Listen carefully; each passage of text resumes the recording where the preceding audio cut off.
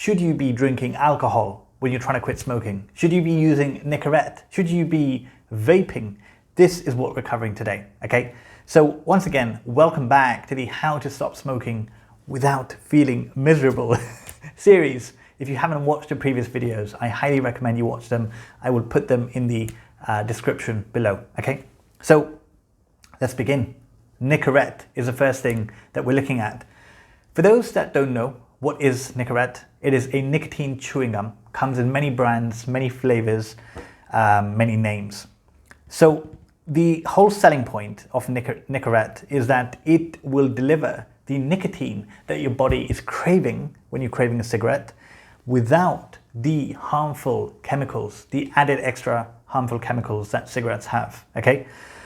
How true is this?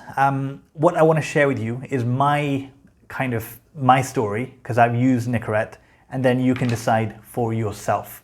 Of course, I'm not going to be recommending that you do it or not do it because that's I don't think that's a good thing to do, but I'll give you information that will help you to make a decision, okay? So Nicorette, when I used it, actually it helped me a lot because it took away the cravings for cigarettes. It's really good at taking away cravings, and also it did not make me feel that disgusting feeling in your lungs and your mouth after you've had a cigarette. So I felt it was healthier than having a cigarette, okay? This was my experience. Now, I also found that I did not need much of it. So when I was smoking 10 cigarettes a day, I only had around 3-ish nicotine gums. And then what I started doing soon is having half a chewing gum instead of the whole chewing gum, which reduced how much nicotine I'm taking even further. Then what happened is I went back to smoking, okay? Success is never a straight line.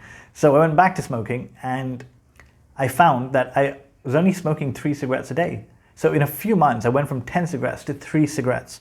This was a big thing for me because I'd never attained that before. And then after that, it was really easy to even quit those 3. Okay, so overall, my experience with Nicorette was a good one. Having said that, I know a lot of people who switched to Nicorette and 2-3 years later, they're still addicted to Nicorette. Okay, so we should always keep in mind that the end goal is to quit completely. We're not looking for a substitute. Even if we're looking for a healthier substitute like Nicorette, it is purely to quit completely. So that should always be back of mind. And the strategy that we spoke about in the previous lessons should always be employed, in the way that it's given, right? So you're reducing every month, just going a little bit outside your comfort zone so that, you're sane, right? You're not losing your mind, but you're still reducing and eventually coming off it completely, okay? So this is my experience with Nicorette. What are the drawbacks? I haven't mentioned any drawbacks. The main one is that it gives you this head rush, anxious kind of feeling, like you've had a couple of coffees. It can even make you pukish when you first have it.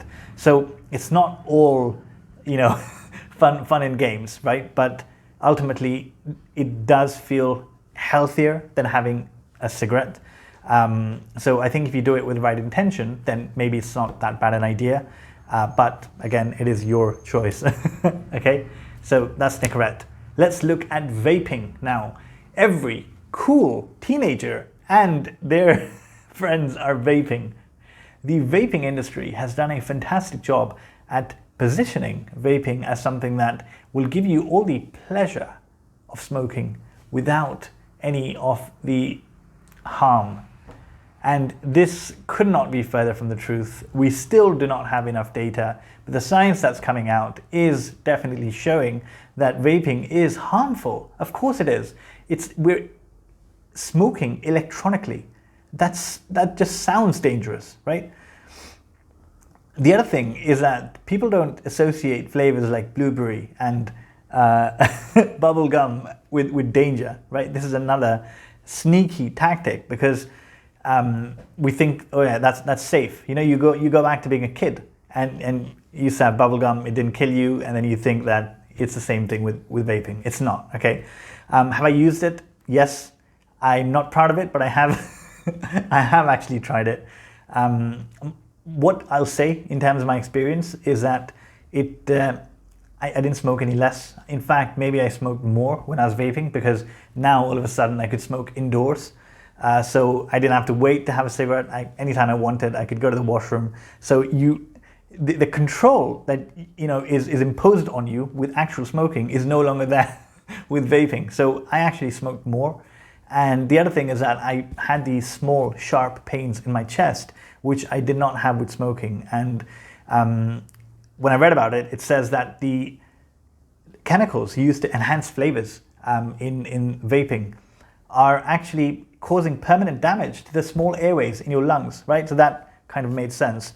So all in all, for me, vaping is a complete no. Because just think about it. If you were trying to quit smoking, why would you switch to a new type of smoking? In this case, it's the devil that you know is better than the angel that you don't. Okay, so apply that philosophy with vaping.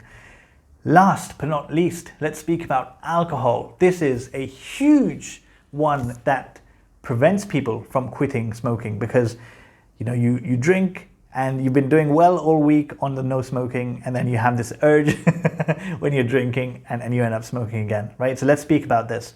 Now, what I've noticed is that there's two types of people. If you are like how I was, then you cannot drink without needing a cigarette. You cannot drink without having a cigarette. I also know people who were able to quit smoking and still drink without it being a problem for them. So the answer is it depends, okay? From a quitting smoking perspective, it really depends. You need to know yourself. So the advice here is know thyself, okay? But from a life perspective, oh my God, the advice here is very clear. Quitting alcohol a few years ago was by far the best decision that I've made in my life, the best thing I've done for myself, because from there, my life took a complete 180. I was able to do everything that I wanted to do and really step into that ultimate version of what we have in our minds. You have this ultimate version of you that is your potential. And if you were drinking alcohol, it's very likely that is holding you back, okay? So if you want to step into your ultimate self, definitely quitting alcohol is good. So from a stopping smoking perspective, it depends, okay? But from a life perspective, my advice here would very clearly be encouraging you to quit. Whether you do it now, whether you do it later, definitely quit. Because I could not drink without smoking, I actually had to quit alcohol first, which was awesome, right? So I quit drinking first, and then I went ahead and attempted quitting smoking. So that is it. I really hope that this helps, okay? Let's just go through these three again. What is my take on Nicorette? On Nicorette, it has helped me. It does have drawbacks. You can make the decision. If you want to try it, maybe it's not that bad an idea. The second one is vaping. Vaping is a clear no, because it's just not worth it. The devil is better than the angel you don't, okay? And number three, alcohol. Whether you do it now, whether you do it later, quit. It will change your life. It will completely change your life. So that is it. That's all for today. I will see you in the next video, where we're going to be speaking about the benefits of quitting smoking. And once again, just want to put this out there, that if you have some stuff that you're going through, you want to speak about, if you want to learn meditation, if you want to deepen your spiritual practice, then this is what I'm here for. So you're very welcome to go to meditatewithrishi.com and book a call with me, okay? These videos are just a means for us to connect and start a relationship, okay? So thank you very much for listening. Namaste.